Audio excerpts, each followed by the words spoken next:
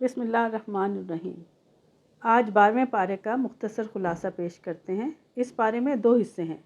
Number 1 سورہ ہود مکمل، اس کی ابتدائی 5 آیات 11ویں پارے میں ہیں، اور نمبر 2 سورہ یوسف کا بقیہ حصہ۔ سورہ ہود میں 4 باتیں یہ ہیں۔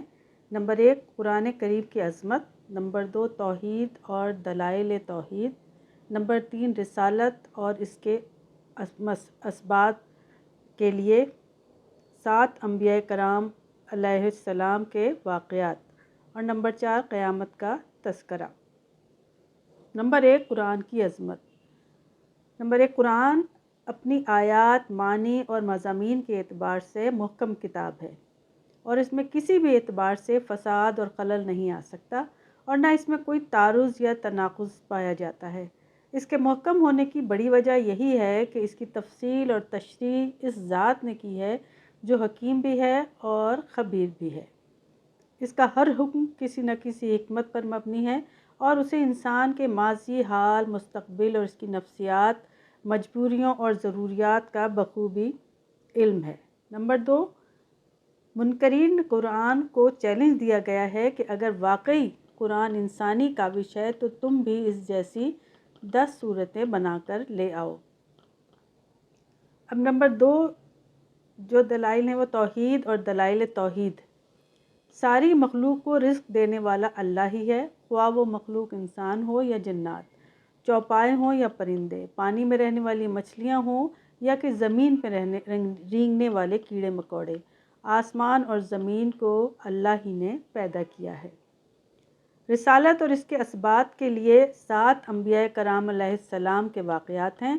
نمبر 1 حضرت نوح علیہ السلام۔ ان کی قوم ایمان نہیں لائی سوائے چند لوگوں کے، انہوں نے اللہ کے حکم سے کشتی بنائی، ایمان والے محفوظ رہے، باقی سب غرق ہو گئے۔ نمبر 2 حضرت ہود علیہ السلام۔ ان کی قوم میں سے جو ایمان لے آئے وہ کامیاب ہوئے، باقی سب پر باد سرسر کی صورت میں اللہ کا عذاب آیا۔ نمبر 3 حضرت صالح علیہ السلام۔ ان کی قوم کی فرمائش پر اللہ تعالیٰ نے پہاڑ سے اونٹنی نکالی، مگر قوم نے اسے مار ڈالا، ان پر بھی اللہ کا عذاب نازل ہوا۔ نمبر 4 حضرت ابراہیم علیہ السلام۔ حضرت ابراہیم علیہ السلام کی بیوی کو اللہ نے بڑھاپے کی حالت میں بیٹا اسحاق عطا فرمایا، پھر ان کے بیٹے یعقوب ہوئے۔ حضرت لوط علیہ السلام۔ ان کی قوم کے لوگ بدکار تھے، عورتوں کے بجائے لڑکوں کی طرف مائل ہوتے تھے۔ کچھ فرشتے خوبصورت جوانوں کی شکل میں حضرت لوط علیہ السلام کے پاس آئے، ان کی قوم کے بدکار لوگ بھی وہاں پہنچ گئے۔ حضرت لوط علیہ السلام نے انہیں سمجھایا کہ لڑکیوں سے شادی کر لو، مگر وہ نہ مانے، اور ان پر اللہ کا عذاب آیا۔ اس بستی کو زمین سے اٹھا کر الٹا دیا گیا، اور ان پر پتھروں کا عذاب نازل ہوا۔ اس کے بعد حضرت شعیب علیہ السلام۔ ان کی قوم کے لوگ ناپ تول میں کمی کرتے تھے، جنہوں نے نبی کی بات مانی بچ گئے۔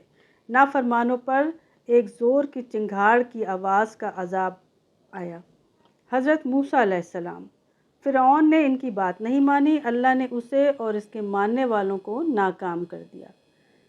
ان واقعات میں ایک طرف تو عقل، فہم اور سمع و بصر والوں کے لیے بے پناہ عبرتیں اور نصیحتیں ہیں، اور دوسری طرف حضور اکرم صلی اللہ علیہ وآلہ وسلم اور مخلص اہل ایمان کے لیے تسلی اور ثابت قدمی کا سامان اور سبق ہے۔ اسی لیے یہ واقعات بیان کرتے ہوئے آپ کو استقامت کا حکم دیا گیا ہے، جو کہ حقیقت میں پوری امت کو حکم ہے۔ استقامت کوئی آسان چیز نہیں ہے، بلکہ انتہائی مشکل صفت ہے جو اللہ کے مخصوص بندوں ہی کو حاصل ہوتی ہے۔ استقامت کا مطلب یہ ہے کہ پوری زندگی ان تعلیمات کے مطابق گزاری جائے جن کے مطابق گزارنے کا اللہ نے حکم دیا ہے۔ اس کے بعد آتا ہے قیامت کا تذکرہ۔ روز قیامت انسانوں کی 2 قسمیں ہوں گی، ایک بدبخت لوگ ہوں گے اور دوسرے نیک بخت لوگ ہوں گے۔ بدبختوں کے لیے ہولناک عذاب ہوگا جب تک اللہ چاہیں گے۔ حالت کفر پر مرنے والے ہمیشہ ہمیشہ کے لیے جہنم میں رہیں گے۔ نیک بختوں کے لیے اللہ نے جنت میں ہمیشہ ہمیشہ کے لیے بے حساب نعمتیں رکھی ہیں۔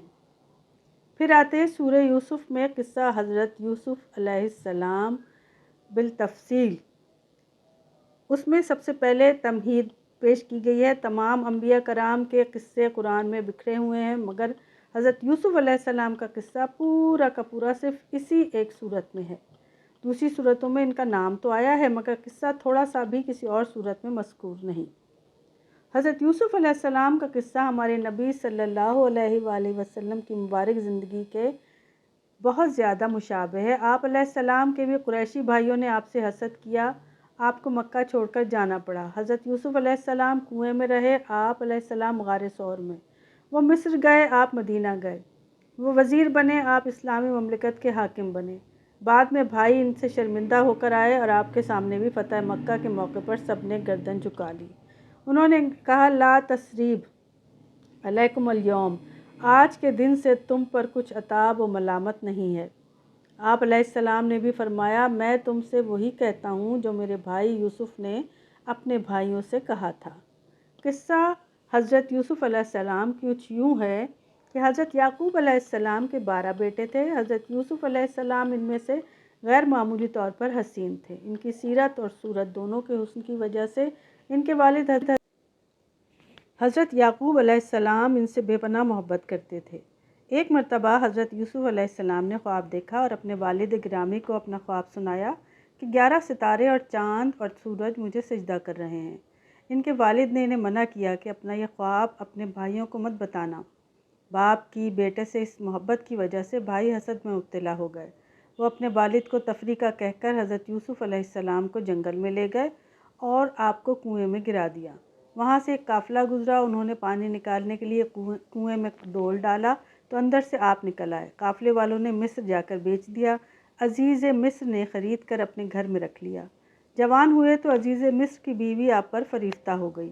جس نے برائی کی دعوت دی آپ نے اس کی دعوت ٹھکرا دی۔ عزیز مصر نے بدنامی سے بچنے کے لیے آپ کو جیل میں ڈلوا دیا۔ قید خانے میں بھی آپ نے دعوت توحید کا سلسلہ جاری رکھا، جس کی وجہ سے قیدی آپ کی عزت کرتے تھے۔ بادشاہ وقت کے خواب کی صحیح تعبیر اور تدبیر بتانے کی وجہ سے آپ اس کی نظروں میں جچ گئے۔ اس نے آپ کو خزانے، تجارت اور مملکت کا خود مختار وزیر بنا دیا۔ مصر اور گرد و پیش میں قحط کی وجہ سے آپ کے بھائی غلہ حاصل کرنے کے لیے مصر آئے۔ ایک دو ملاقاتوں کے بعد آپ نے انہیں بتایا کہ میں تمہارا بھائی یوسف ہوں۔ پھر آپ کے والدین بھی مصر آ گئے اور سب یہیں آ کر آباد ہو گئے۔ قصہ حضرت یوسف علیہ السلام میں جو سبق پوشیدہ ہیں اس میں ہے کہ مصیبت کے بعد راحت ہے۔ نمبر 2 حسد خوفناک بیماری ہے۔ نمبر 3 اچھے اخلاق ہر جگہ کام آتے ہیں۔ پاک دامنی تمام بھلائیوں کا سرچشمہ ہے۔ نمبر 5 نامحرم مرد اور عورت کا اختلاط تنہائی میں نہیں ہونا چاہیے۔ نمبر 6 ایمان کی برکت سے مصیبت آسان ہو جاتی ہے۔ معصیت پر مصیبت کو ترجیح دینی چاہیے۔ نمبر 8 دائی جیل میں بھی دعوت دیتا ہے۔ نمبر 9 موضع تہمت سے بچنا چاہیے۔ نمبر 10 جو حق پر تھا اس کی سب نے شہادت دی۔ اللہ تعالیٰ نے خود حضرت یوسف علیہ السلام نے، عزیز مصر کی بیوی نے، عورتوں نے، عزیز مصر کے خاندان کے ہر ایک فرد نے ان کی پاک دامنی کی شہادت دی۔ اللہ تعالیٰ ہم سب کو حق سچ کے ساتھ کھڑے ہونے اور اپنے دین پر مکمل ثابت قدمی سے عمل درآمد کرنے کی توفیق عطا فرمائے۔ آمین ثم آمین۔ یا مقلب القلوب ثبت قلبی علی دینک۔